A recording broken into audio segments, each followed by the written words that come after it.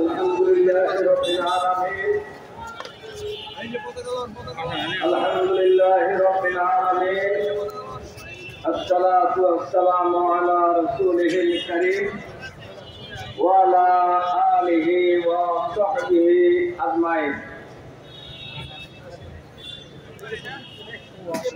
ফিলিস্তিনের গাজায় গ্লোবাল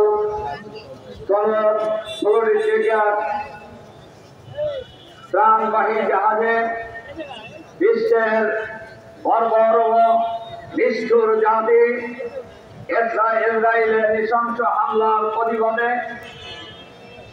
ধ্বংসযজ্ঞের প্রতিবাদে ঢাকা মহানগরী উত্তর এবং দক্ষিণ জামাতের উদ্যোগে আয়োজিত আজকের এই বিশাল বিক্ষোভ সমাবেশের সংগ্রামী সভাপতি, বাংলাদেশ জামাত ইসলামের কেন্দ্রীয় নির্বাহী পরিষদের অন্যতম সদস্য,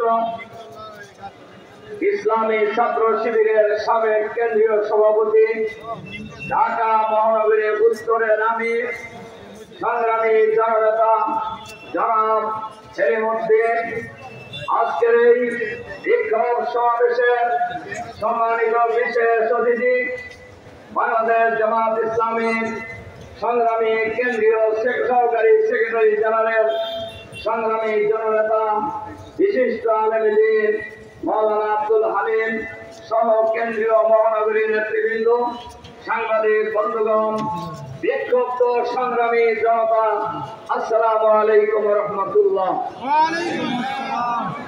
সংগ্রামী ভাই এবং বন্ধুগণ, এই জায়গায় দাঁড়িয়ে ফিলিস্তিনের জনগণের উপর নিষ্ঠুর হত্যাযজ্ঞ চালানো হচ্ছে, এর প্রতিবাদে আমরা ইতিপূর্বেও বহুবার বক্তব্য রেখেছি। আমরা লক্ষ্য করছি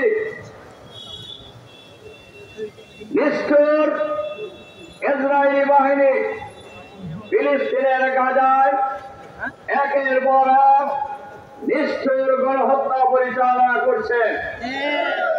আপনারা লক্ষ্য করেছেন এই গণহত্যার লক্ষ্য বস্তুতে পরিণত হয়েছে নারী এবং শিশুরা।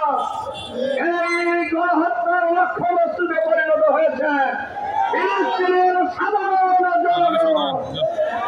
কিন্তু আমরা প্রতিবাদ জানাচ্ছি, আমরা বিক্ষোভ মিছিল করছি। সারা দুনিয়া এই হত্যাকাণ্ডের বিরুদ্ধে, এই গণহত্যার বিরুদ্ধে, এই নারী নির্যাতনের বিরুদ্ধে, এই শিশু হত্যাকারীদের বিরুদ্ধে বসে উঠেছে। সর্বশেষ আপনারা লক্ষ্য করেছেন গতকাল যে ত্রাণবাহী জাহাজে নৃশংসভাবে হামলা পরিচালনা করা হয়েছে।